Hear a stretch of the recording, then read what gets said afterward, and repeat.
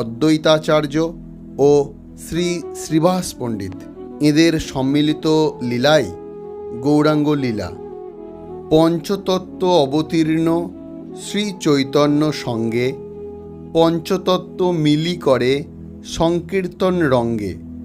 পঞ্চতত্ত্ব এক বস্তু, নাহি কিছু ভেদ, রস আস্বাদিতে তবু বিবিধ বিভেদ। এই পঞ্চতত্ত্বের অন্যতম এবং মহাপ্রভুর অন্যতম অন্তরঙ্গ পার্ষদ ছিলেন শ্রীল গদাধর পণ্ডিত গোস্বামী। কৃষ্ণদাস কবিরাজ গোস্বামীর চৈতন্য চরিতামৃতে তিনি উল্লেখ করেছেন, শ্রী গদাধর পণ্ডিতাদি প্রভুর নিজ শক্তি, তাঁর সভার চরণে কর সহস্র প্রণতি। শ্রী গদাধর প্রভুর মহাপ্রেমের তুলনা নেই।